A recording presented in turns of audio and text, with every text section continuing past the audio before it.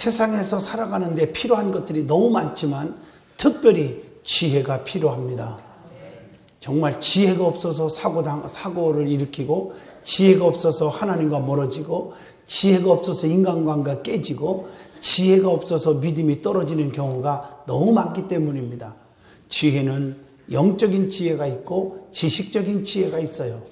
세상 사람들은 지식적인 지혜를 가지고 자꾸 앞세우기 때문에 실수가 나오고, 자기 욕심에 끌려서 나중에는 수단 방법을 가리지 않기 때문에 죄를 짓게 되고 하나님과 멀어지게 되는 겁니다. 그러나 우리가 영적인 지혜를 갖고 살으면 그렇지 않습니다. 영적인 지혜는 선과 악을 분별할 수 있는 능력이 영적인 지혜입니다. 하나님의 뜻인지 마귀의 뜻인지를 분별할 수 있는 능력이 지혜입니다. 하나님이 기뻐하는 일이 무엇인지, 하나님이 기뻐하지 않는 일이 무엇인지, 이것이 정말 하나님의 말씀 안에서 사는 것인지 말씀 밖에서 사는 것인지를 분별하는 능력이 지혜입니다. 그래서 우리가 지혜롭게 살으면 하나님께서 우리의 길을 인도하시고 지켜주시고 보호해 주시는 겁니다. 그래서 너희는 지혜를 가지라 그렇게 말했고, 잠언서 시편 이렇게 읽어보면 지혜에 대한 얘기가 참 많이 교훈하고 있는 것을 볼 수가 있습니다. 그래서 성경에 보면 말도 조심하라, 지혜롭지 못하는 말을 해서 상대방의 영혼을 죽이고 상처 주고 이런 경우가 있지 않느냐. 주의 종 가슴 아프게 하고 성도들을 가슴 아프게 하는 경우가 말 한마디 때문에, 내가 아무리 옳은 것 같아도 덕을 세우지 못하면 그것은 안 되는 것입니다. 오늘 마태복음 25장 읽어보면 특별히 세 가지 비유로 말씀했어요. 첫째가 열처녀 비유, 또 그 열처녀 비유는 1절로 13절입니다. 그 비유는 하나님 나라를 가르쳐주고 있는 그런 말씀입니다. 어떻게 해야 주님 만나는가, 어떻게 해야 신랑 예수를 만날 수 있을까, 이것을 교훈하기 위해서 비유로 말씀한 것이 열처녀 비유입니다. 그리고 25장 14절로 30절까지는 달란트 비유가 나와요. 이것은 성도들의 충성을 교훈하고 있는 비유의 말씀입니다. 1달란트 받은 사람 있고 2달란트 받은 사람 있고 5달란트를 받았는데, 1달란트 받은 사람은 나를 이렇게 무시하나, 내게 왜 조금 줬나, 그런 마음도 있었겠지요. 그리고 게을르고, 그리고 지혜가 없어서 묻어놨다가 그냥 주인 앞에 세문할 때 악하고 게으른 종아, 너는 심지 않은 데서 거두는 줄 알았느냐. 쉽게 말하면 왜 이렇게 열매도 없는 자가 말이 많냐. 그리고 있는 것까지 빼앗고 내가 쫓아버려서 슬피 울며 이를 갈미 있게 되었습니다. 그러나 2달란트 받은 사람과 5달란트 받은 사람은 지혜가 있어서요, 하나님이 원하시는 뜻이 무엇인지를 알았어요. 그래서 적게 받았다고 불평하지 않고, 많이 받았다고 불평하지 않고 최선을 다했어요. 그래서 배의 이익을 남겼어요. 그래서 주인이 뭐라겠어요? 착하고 충성된 종아, 네가 지극히 적은 일에 충성하였음에 내가 더 많은 것을 네게 주며 네 주인의 즐거움에 참여할지어다. 더 많은 일을 맡겼어요. 지혜로운 자는 이렇게 충성스러운 일꾼이 돼야 된다는 거죠. 맡은 일에 불평하지 말고 원망하지 말고 짜증내지 말고 감사함으로 최선을 다하라는 거, 이게 지혜로운 삶의 역사인 줄로 믿습니다. 세 번째로는 마태복음 25장 31절로 45절의 말씀 보면 양과 염소의 비유를 말씀하고 있어요. 거기 보면 최후의 심판에 관한 교훈을 해주고 있는 메시지라고 생각합니다. 성도는 항상 양면성이 있잖아요.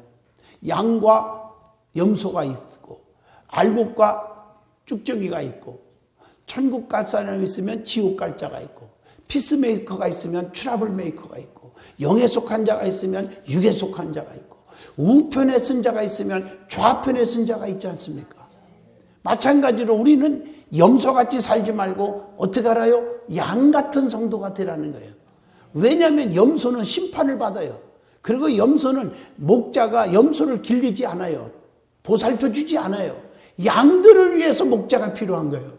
그래서 시편 23편에 여호와는 나의 목자 되시니 내가 푸른 초장으로 쉴만한 물가로 인도하고 사망의 음침한 골짜기 다닐지라도 해받지 않게 하시고 주님의 지팡이와 막대기로 우리를 잘못했을 때 채찍을 해서 올바른 길로 인도하시고, 그리고 우리가 어떻게 하여야 축복을 받고 하나님께로 가까이 갈 수 있을까, 옳은 길로 갈 수 있을까 인도하시고 보호하시고 지켜주는 거예요. 그게 지팡이와 막대기인 줄로 믿습니다.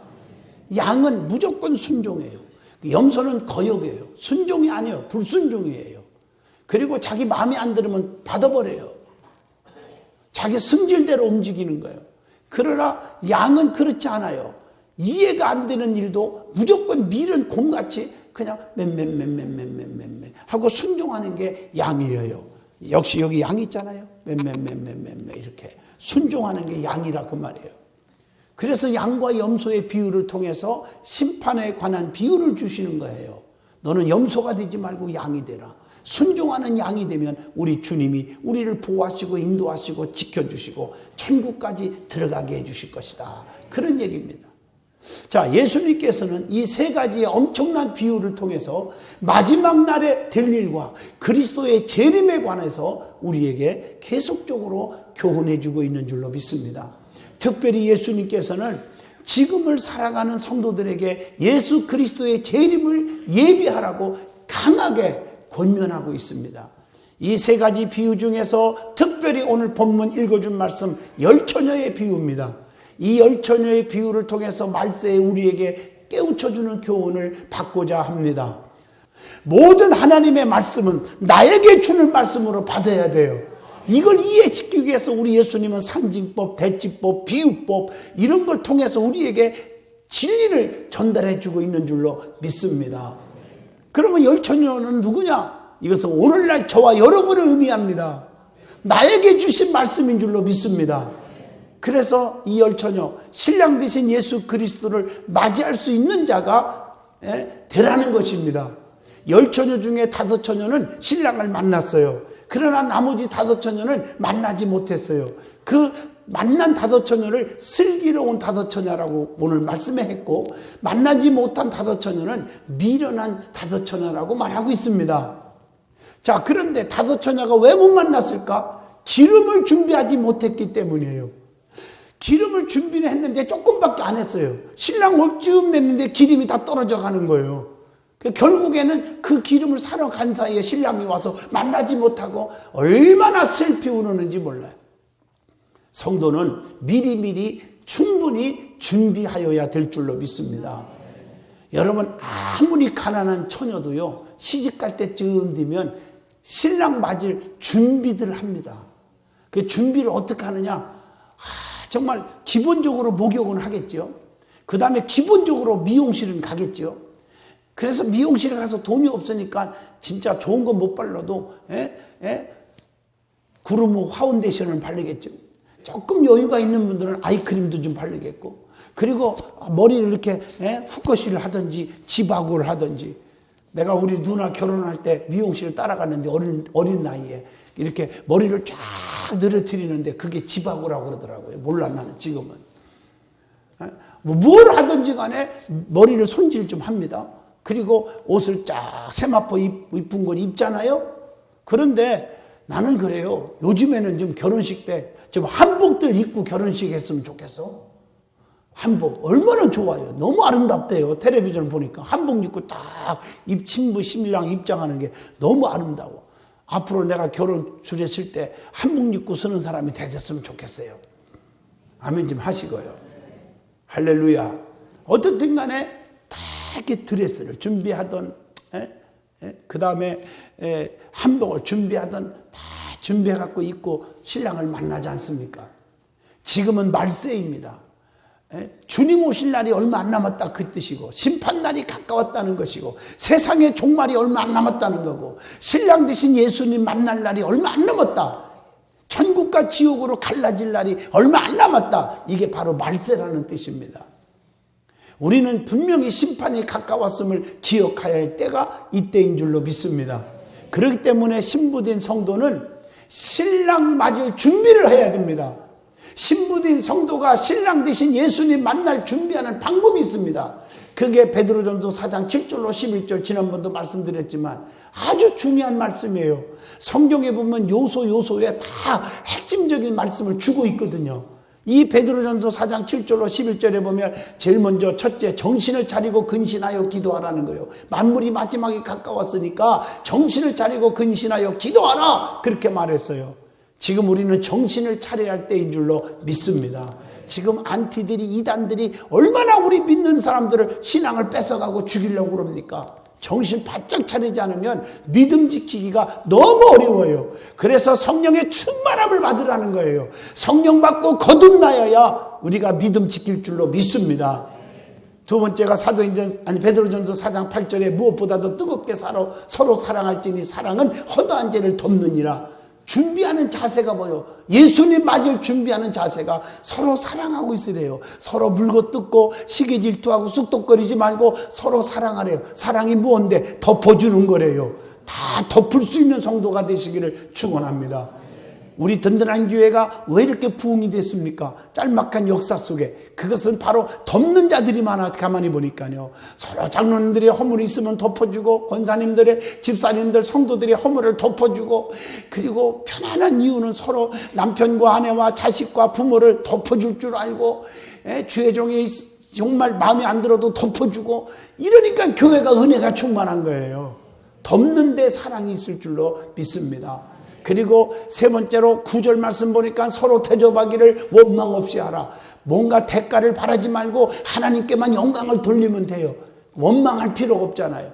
네 번째로 10절에 보니까 각각 은사를 받은 대로 하나님의 여러 가지 은혜를 받은 선한 청지기 같이 서로 봉사하라. 악한 청지기가 되지 말고 선한 청지기, 영광은 하나님께 돌리는 자가 되라. 그래서 누가 무슨 말을 하려면 하나님의 말씀을 하는 것 같이 하고, 봉사를 하려면 하나님이 공급하시는 힘으로 하는 것 같이 하라. 이것이 하나님의 영광을 돌리게 하려 하심이니라. 11절 말씀에 그렇게 기록되어 있어요. 그래서 베드로전서 4장 11절에 보니까 범사의 예수 그리스도로 말미암아 하나님의 영광을 받으시게 하려 함이니 그에게 영광과 권능이 세세 무궁토록 있느니라. 아멘. 이렇게 기록되어 있어요. 고린도전서 10장 31절 봐도 그런즉 너희가 뭐든지 마시든지 먹든지 무엇을 하든지 다 누구를 위해서? 하나님의 영광을 위해서 하라. 이렇게 기록되어 있는 줄로 믿습니다. 그게 주님 맞을 준비하는 자세라고 분명히 가르쳐줬어요. 준비하는 자가 축복을 받아요. 언제 주님 오실지 아무도 몰라요. 신랑 되신 예수님을 맞이할 수 있도록 준비하시기를 축원합니다. 그래서 오늘 본문 말씀을 주신 거예요. 그러면 10처녀 중에 미련한 5처녀가 누구일까? 신랑을 못 만나서 괴로웠는데 왜 그랬을까? 기름을 충분히 준비하지 못한 자들이에요.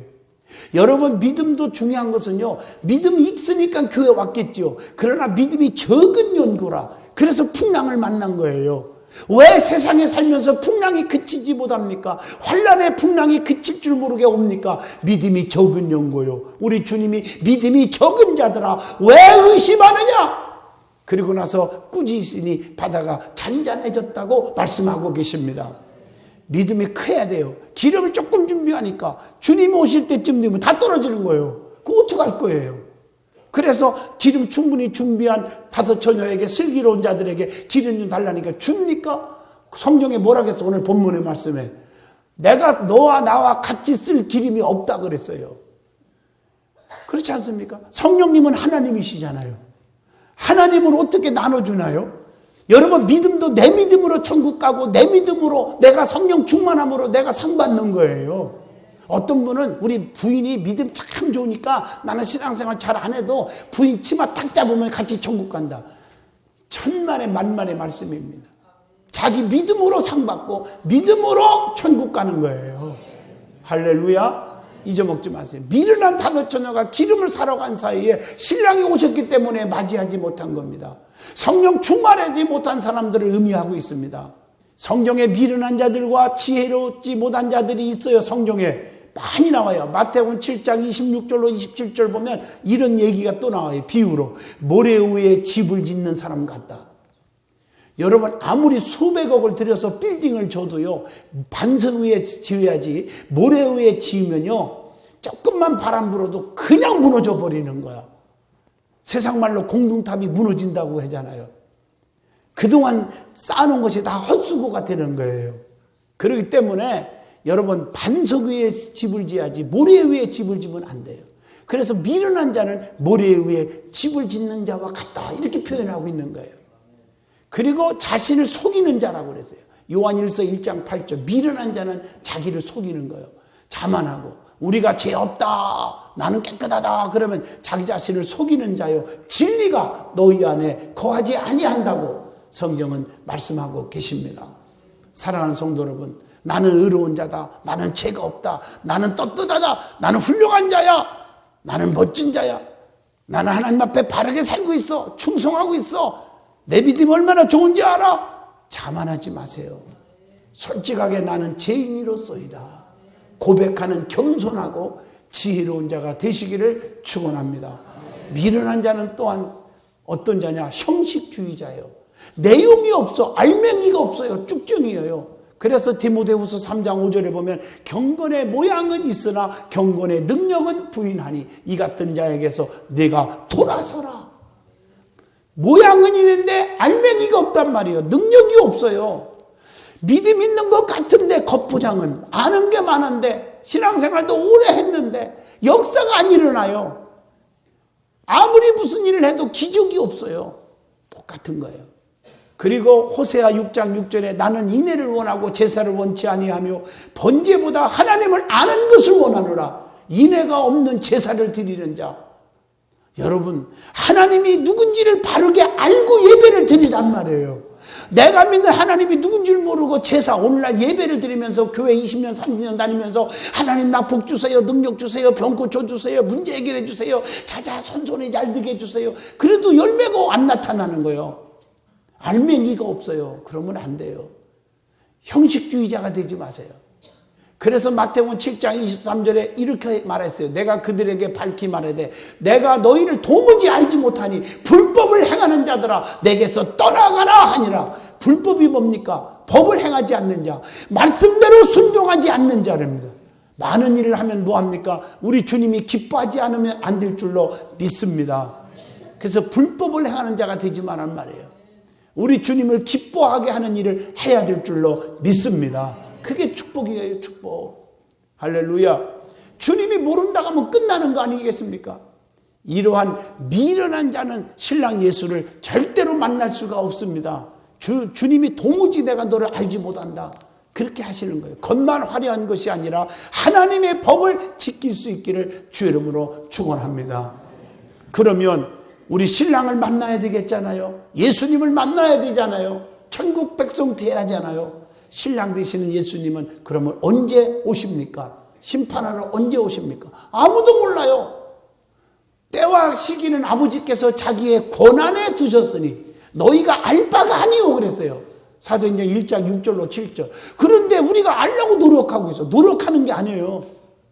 또 많은 이단들이 우리를 사기치려고 사람들을 유혹할 때 자꾸 종말론을 얘기하면서 시한부 인생을 얘기해요. 언제 주님 오실 거다. 다 이단들이에요.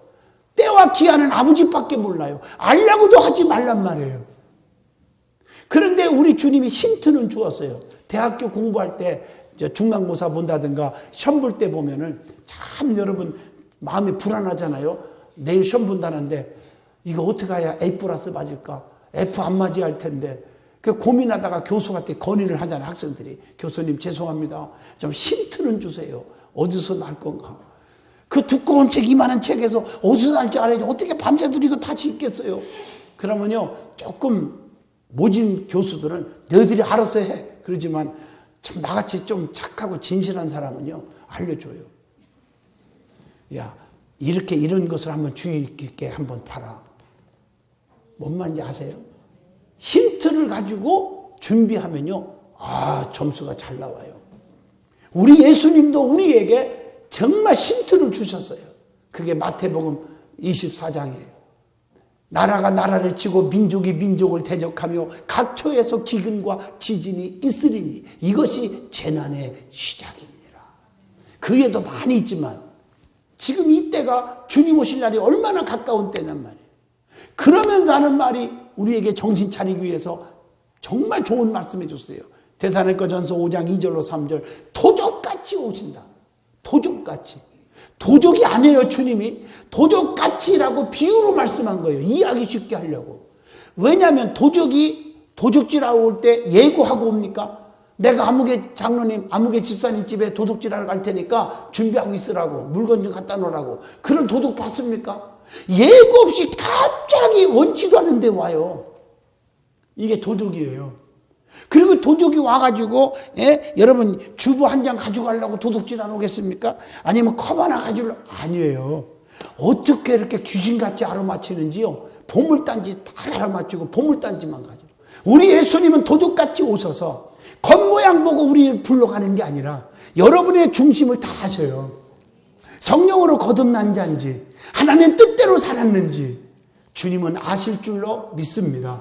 보배로운 성도들을 쫙 붙잡고 올라갈 줄로 믿습니다. 바로 그 말이에요. 우리 예수님 신랑이 오시면 그때는 아무런 수고도 노력도 필요 없어요. 본문 10절에 그들이 살아간 사이에 신랑이 오므로 준비하였던 자들을 함께 준비했기 때문에 혼인잔치에 들어가고 문은 닫혀졌다. 이렇게 말하고 있어요. 미련한 성도들이 문을 열어달라고 아무리 애원해도 열어주지 않았다고 말했습니다. 문이 닫히면 들어갈 수가 없습니다. 우리 주님은 우리의 신랑이 정말 언제 오실지 아무도 모르기 때문에 정신 바짝 차리고 주님 오시기 직전 지금 만세에 정신 차리고 성령으로 거듭나고 하나님 뜻대로 살고 하나님이 기뻐하는 백성이 되시기를 축원합니다. 말씀이 좋고 기도가 뜨겁고 찬양이 뜨겁고 그러나 우리의 삶 속에 밤이 없어야 합니다. 은혜를 사모하고 하나님을 전지전능하신 분으로 귀하게 여길 때 하나님의 역사가 일어납니다. 그러면 지혜로운 다섯 처녀는 어떤 자일까? 기름을 충분히 준비했습니다. 스가랴사상 6절 힘으로 안 됩니다. 능으로 안 됩니다. 오직 여호와의 신으로만 되기 때문에 성령의 기름을 충분히 준비한 줄로 믿습니다. 그래서 성령의 기름을 충분히 준비해서 신랑을 맞이할 수가 있었어요. 동무가 기름 좀 달라고 해도 안 줬어요. 여러분, 내 능력은 줄 수 있는 게 아니에요. 내 믿음으로 내가 받은 능력을 가지고 바르게 신앙생활을 할 수 있고 역사가 일어나는 줄로 믿습니다. 그 다음에 신랑을 사모하며 기다렸기 때문에 준비할 수가 있었습니다. 간절히 신랑을 사모하십시오. 주님을 사랑하십시오. 신랑을 사랑하십시오. 똑같습니다. 주님만을 뜨겁게 사랑하면 주님 만날 줄로 믿습니다. 그러면 마지막 때에 복 있는 사람이 되어야 한다. 복 있는 사람은 주님 만나는 사람인데 어떤 사람이 복 있는 사람이냐? 성경에 보니까 자기의 부끄러움을 보이지 않는 자가 복이 있도다. 그래서 미련한 다섯 처녀는 기름을 준비하지 못해서 부끄러움을 당했다고 11절로 12절의 본문에 나옵니다. 예수님을 확실하게 믿는 자가 부끄러움을 당하지 않는다고 로마서 9장 33절에 말씀하고 계십니다. 또 마태복음 25장 30절 보면 게으르고 나태함이 있으면 부끄러움을 당한다. 그래서 부지런해야 합니다. 자, 두 번째 어떤 자가 복 있는 자냐? 계시록 1장 3절 말씀을 읽는 자와 듣는 자가 행하는 자가 복이 있다고 말씀하고 있습니다. 말씀을 읽는 자가 복이 있어요. 그래서 여러분 베레아에 있는 사람들은 간절한 마음으로 말씀을 받고 이것이 그러한가 하여 날마다 성경을 상고했다. 그래서 저희 교회가 월요일마다 성경 통독도 하는데 이제 전 교인들이 하나님의 말씀을 읽어야 될 줄로 믿습니다. 말씀이 곧 예수님이시고 예수님이 곧 말씀이시고 진리라고 요한복음 1장 1절에 말씀했어요. 성경에 영생이 있기에 성경을 상고해야 된다고 요한복음 5장 39절 말씀을 듣고 행하는 자가 모친이요 내 동생이요 하고 예수님은 말씀하고 있어요. 누가복음 8장 21절에 말씀을 듣는 자가 복이 있도다. 누가복음 11장 28절 들어야 돼요.